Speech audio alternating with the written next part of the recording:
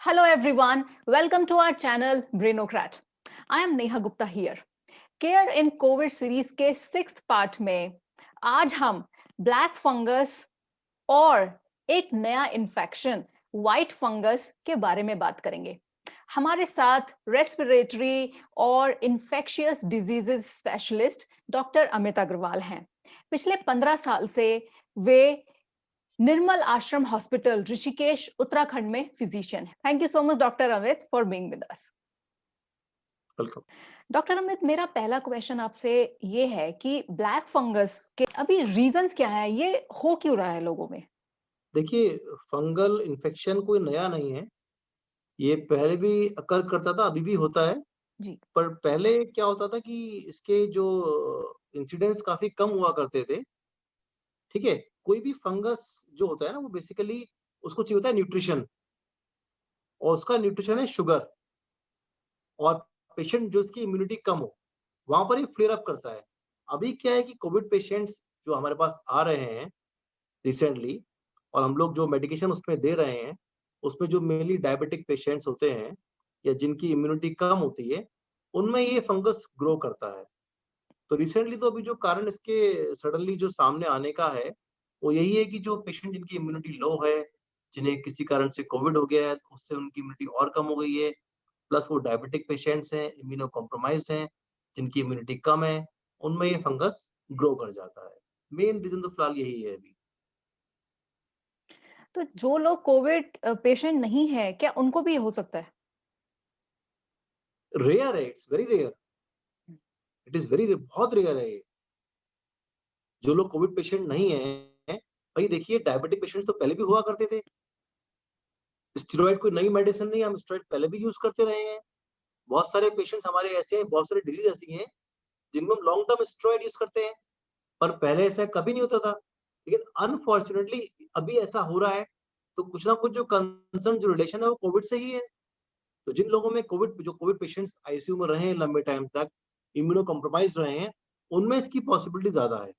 Black fungus के symptoms क्या आ रहे हैं लोगों में? पिछले कुछ दिनों से ब्लैक फंगस काफी न्यूज में है। करंटली आप क्या सिम्टम्स देख रहे हैं? देखिए, अभी अभी देखिए क्या होता है, पहले तो ये समझिए कि ये किसको हो रहा है। वो पेशेंट्स जो आईसीयू में एडमिट रहे हैं या जिन लोगों को लंबा हॉस्पिटलाइज़ रहना पड़ा है, जिनका शुगर अनकंट्रोल रहा है, वो चाहे पहले से डायबिटिक रहे हों या अभी जो है स्टेरॉइड्स के यूज़ की वजह से डायबिटिक हो गए हों और शुगर कंट्रोल नहीं हो पाया हो, उनमें ये फंगस ग्रो करता है। और फंगस के ग्रो करने के 2 ही सोर्सेज़ होते हैं, या तो नेज़ल या ओरल कैविटी, नाक से या मुँह से, 2 ही जगह से फंगस ग्रो करता है। अब जब फंगस ग्रो करता है तो इनिशियली नाक से अगर ग्रो करता है, तो जो लक्षण है वो नाक से ही आने शुरू होते हैं। अचानक जो है नज़ल डिस्चार्ज होना, नाक से जो है डिस्चार्ज आना या कई बार ब्लीडिंग हो जाना, उसी से सिम्पटम्स आगे फर्दर एग्रीवेट होते हैं। तो इनिशियल लक्षण ये मान के चलिए कोई अगर पेशेंट पोस्ट कोविड पेशेंट जिसको पहले कोविड हुआ है और डायबिटिक पेशेंट है, स्टेरॉइड पे रहा हो और अगर हमारे पास आता है और वो ये कंप्लेन करता है कि मुझे नाक से पानी आ रहा है या नाक में कोई दिक्कत हो रही है या नाक से डिस्चार्ज आ रहा है या नाक से ब्लड आ रहा है या मुझे पेन हो रहा है, तो इनिशियल सिम्पटम तो यही होते हैं उसके। कि ऐसे पेशेंट्स जो कोविड से रिकवर हुए हैं और जो डायबिटिक भी हैं, स्टेरॉइड्स पे रहे हैं, ऐसे लोग क्या प्रिकॉशंस लें? बेसिकली क्या होता है ना, जो पेशेंट कोविड से रिकवर हुए हैं, जिनको डायबिटीज़ है, मेन जो जो कारण फन बन रहा है वो है अनकंट्रोल्ड शुगर। तो स्ट्रिक्ट कंट्रोल ऑफ शुगर यानी शुगर को स्ट्रिक्टली कंट्रोल रखना बहुत ज़रूरी है, पहली बात। दूसरी बात, अभी क्या होता है कि पेशेंट्स में जैसे मैंने पहले भी आपसे कहा था कि पेशेंट सेल्फ मेडिकेशन करते हैं, यानी खुद दवाइयाँ लेते हैं। वो क्या करते हैं कि खुद ही स्टेरॉइड लेना शुरू करते हैं या डॉक्टर को फ़ोर्स करते हैं कि मुझे स्टेरॉइड चाहिए क्योंकि मुझे स्टेरॉइड लेना है बिकॉज़ मैंने सुना है कि स्टेरॉइड लेने से फ़ायदा होता है। तो कई बार क्या होता है कि एक माल प्रैक्टिस शुरू हो जाती है लोकल अपने लोग डॉक्टर्स के लेवल पे कि चलो भाई ठीक है, आप स्टोर पे गए, आपने कहा कि मुझे फलाना दवाई चाहिए, आपने लिया, बिना डॉक्टर से एडवाइस किए लिया और वो तब लिया जब उसकी ज़रूरत नहीं थी या उन पेशेंट्स को जिसकी नीड नहीं है उन्होंने उस चीज़ को लिया। तो उसके बाद ही समस्याएँ शुरू होती हैं। तो बेटर होता है कि कोई भी मेडिकेशन जो आप लेने जा रहे हैं, आपको पता है कि ये सब चीज़ें हो रही हैं, तो बेटर है अपने डॉक्टर से पहले पूछें कि क्या आपको उस दवाई की ज़रूरत है भी कि नहीं है? जैसे मैंने कहा कि 90% पेशेंट्स में आपको इस तरह की एडवांस मेडिकेशन की, स्टेरॉइड्स की ज़रूरत नहीं पड़ती है, तो बेटर है उससे बचें। और अपना शुगर पे ध्यान दें, वो शुगर कंट्रोल रहे। और अगर आपको जरूरत पड़ भी रही है स्टेरॉइड की या डॉक्टर लिख भी रहा है, तो अपने शुगर को आप खास तौर पे ध्यान दें कि वो कंट्रोल रहे। और अगर कंट्रोल ना हो तो डॉक्टर से बात करें अपने आप। जी। और इसका ट्रीटमेंट क्या है? देखिए, अब ट्रीटमेंट पार्ट थोड़ा-सा डिफरेंट होता है। आजकल एंटी फंगल मेडिसिन्स पहले भी आती थी, अभी भी आती हैं। तो पेशेंट टू पेशेंट वेरी करता है। इनिशियली पेशेंट जो होते हैं, अगर सिम्पटम्स नज़र आ रहे हैं, तो डॉक्टर उनको एंटी फंगल मेडिसिन लेने के लिए कहते हैं। तो that is a different part. उसको फिर डॉक्टर अपने पेशेंट टू पेशेंट ही डिसाइड करता है कि किसे क्या ट्रीटमेंट देना है। तो ब्लैक फंगस के बारे में जितना आपसे बात करके मुझे समझ आया कि डायबिटिक पेशेंट्स ही इसके लिए ज़्यादा प्रोन हैं, जिनको होने की ज़्यादा चांसेस हैं। अनकंट्रोल्ड डायबिटीज़, चाहे वो पहले से रहा हो या ड्यूरिंग ट्रीटमेंट डेवलप हुआ हो, जो पेशेंट स्टेरॉइड लिए हैं, जिन्होंने स्टेरॉइड यूज़ किया है और शुगर कंट्रोल नहीं रहा है, जिनकी इम्यूनिटी कम रही है, जैसे मान लीजिए किसी कोई कैंसर पेशेंट है या जिसकी किडनी डैमेज है, बहुत सारे क्रॉनिक पेशेंट्स हैं जिनकी इम्यूनिटी कम होती है, तो उन्हीं को ये फंगस यूजुअली अफेक्ट करता है। अभी रिसेंटली आज ही एक्चुअली व्हाइट फंगस एक नया इन्फेक्शियस डिजीज़ न्यूज़ में आया है, उसके बारे में आपकी क्या व्हाइट ऑब्जर्वेशन है? फंगस अभी कुछ केसेस इनफैक्ट अभी रिपोर्ट हुए हैं, तो ज़्यादा जानकारी नहीं है, पर जो मुझे पता लगा है, मैंने अभी तक पढ़ा है, उसमें और ब्लैक फंगस में क्या अंतर है कि ब्लैक फंगस के जो सिम्पटम्स हैं ना, वो डिफरेंट हैं। वो नाक से शुरू होते हैं, देन दे एक्सपेंड टू, जैसे कुछ लोगों में क्या होता है ब्लैक फंगस में कि साइनस इन्वॉल्व हो जाता है। हमारे पास हमारे उसमें फेस में होते हैं साइनसेस। तो क्या होता है, नाक से हो जाता है साइनस में, उनको इन्फ्लेम यानी वहाँ स्वेलिंग आती है। फिर वो जाता है अपना जॉ में, टीथ में और ब्रेन में। ये होता है ब्लैक फंगस। लेकिन जो व्हाइट फंगस है उसमें क्या समस्या है कि उसके सिम्पटम्स में यूजुअली जो सिम्पटम लंग्स के हैं, फेफड़ों के, वो ज़्यादा प्रोमिनेंट है। और कभी-कभी कुछ पेशेंट्स में क्या देखा जा रहा है कि पहले कोविड हुआ था, लेकिन दोबारा से सिम्पटम डेवलप हुए, लेकिन कोविड नेगेटिव है और सिम्पटम्स कोविड के हैं। तो ये पता लगा कि उनके जो सिम्पटम्स हैं वो कोविड से मैच करते हैं, क्योंकि व्हाइट फंगस लंग्स को ज़्यादा इफ़ेक्ट करता है। तो जब वो एक्स-रे स्कैन करते हैं तो उनको लगता है ये दोबारा से कोविड हो गया है, बट एक्चुअली वो कोविड नहीं होता है, वो फंगल इन्फेक्शन है, जो दिखता कोविड के जैसा है और सिम्पटम्स कोविड के जैसे हैं, लेकिन वो एंटी फंगल मेडिसिन से वो ठीक हो जाता है, अगर वो टाइम पे डायग्नोस हो जाए तो।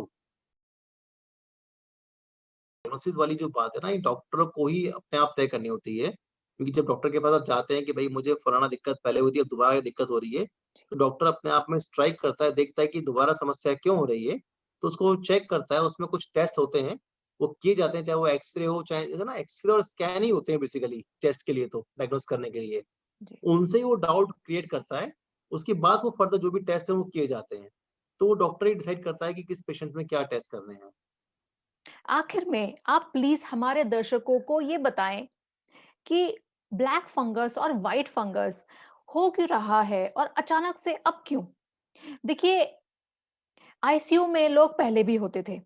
इम्यूनिटी लोगों की पहले भी डाउन होती थी। डायबिटीज़ लोगों को पहले भी था। जो मैंने पहला सेंटेंस बोला था, ये पहले भी थे, ये नए नहीं हैं। अभी ये अचानक से फ्लेयर अप हो गए हैं। देखो क्या होता है ना, जैसे मैंने अभी देखा कि जो हम लोग क्या कर रहे हैं कि जैसे मान लीजिए ऑक्सीजन सिलेंडर है, उसकी ट्यूबिंग्स होती हैं और मास्क होते हैं, ठीक है?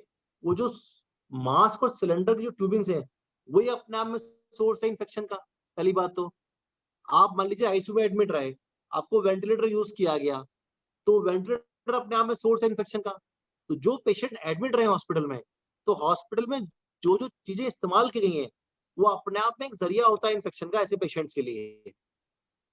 वो ट्यूबिंग जो आपको जो सिलेंडर की ट्यूब होती है जिससे आप ऑक्सीजन लेते हैं, जो मास्क होता है अगर वो प्रॉपर्ली सैनिटाइज़ नहीं है, प्रॉपर्ली उसको आपने क्लीन नहीं किया है। इवन मैंने देखा कि जो सिलेंडर के साथ में हम एक वाटर चैनल इस्तेमाल करते हैं पानी भरने, एक वो होता है हमारा, जी। तो अगर वो पानी प्रॉपर नहीं है, प्रॉपर मिनरल वाटर नहीं है, वो अपने आप में सोर्स है इन्फेक्शन का।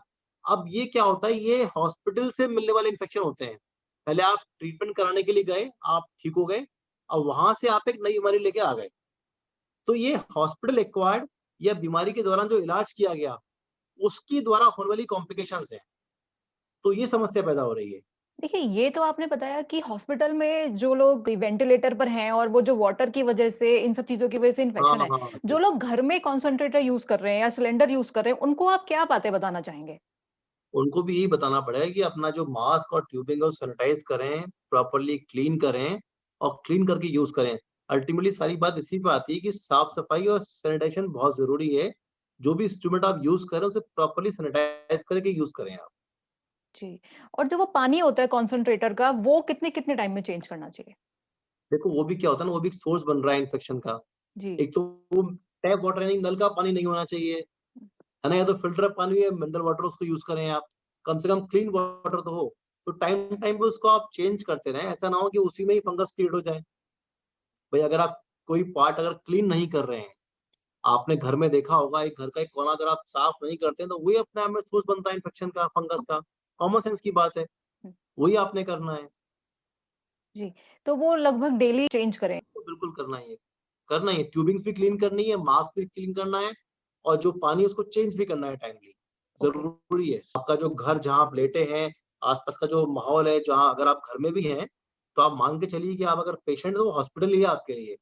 तो प्रॉपर क्लीनिंग होना बहुत ज़रूरी है उसकी। डॉक्टर अमित, आप कुछ और बताना चाहेंगे इसके बारे में? नथिंग एल्स, बस यही कि रेशनल यूज़ ऑफ मेडिसिन, दवाइयों का सही इस्तेमाल, सेल्फ मेडिकेशन नहीं करना है। अभी देखो क्या हो रहा है, ये सब चीज़ें क्यों हो रही हैं? एक तो ओवर मेडिकेशन हो रहा है, जहाँ ज़रूरत नहीं वहाँ दवाई दी जा रही है। एक पेशेंट सेल्फ मेडिकेशन, एक खुद अपने आप दवाइयाँ ले रहे हैं। क्योंकि जिस चीज़ की हम बात कर रहे हैं स्टेरॉइड्स की, ये अपने आप तो बिल्कुल नहीं लेनी है और किसी को फ़ोर्स नहीं करना है देने के लिए। डॉक्टर को लगता है, तो वो देगा, नहीं लगेगा तो नहीं देगा। आप उसको नहीं कहिए कि आप मुझे ये आपने मेडिसिन नहीं दिया या आपने मुझे ये क्यों नहीं दिया। ये क्वेश्चन नहीं करना है आपको। एक चीज़ और है नेहा, हम लोग का एक ट्रेंड है बेसिकली लोकल डॉक्टर्स में जाके दिखाने का। अब देखो क्या होता है, ये बहुत पुरानी हम लोग की प्रैक्टिस है लोकल में, जो हम लोग उनको बोलते हैं कि आरएमपीज़ बोलते हैं, कुछ भी बोल सकते हैं। वो लोग बहुत स्टेरॉइड यूज़ करते हैं। उन लोगों का एक एक प्रैक्टिस है स्टेरॉइड देने की। वो लोग क्या करते हैं कि जैसे आप जाएँगे तो पुड़िया में एक वो कागज़ में दवाई बना के दे देंगे आपको और मोस्ट ऑफ द टाइम वो स्टेरॉइड्स होते हैं। अभी भी ये चल रहा होता है। लेकिन डे 1 पे अगर आप जाएँगे कि मुझे बुखार, जुकाम, खाँसी, वो अपना एक वो बनाएँगे रैपर, उसमें डालेंगे, दे देंगे आपको। तो उससे आपको बचना बहुत ज़रूरी है। कि वो इर्रेशनल और अनएथिकल प्रैक्टिस नहीं होनी चाहिए। जहाँ ज़रूरी है वहाँ देना, ना नहीं है, नहीं देना है। Thank you so much, Dr. Amit Agarwal, for your time and answering these important questions. ठीक है, थैंक यू। हमारे सभी व्यूअर्स के लिए हमारी बस यही कहना है कि आप सभी इस वीडियो को अपने लोगों के साथ शेयर करें, जिससे उन्हें बेनिफिट मिले। Stay healthy and take care.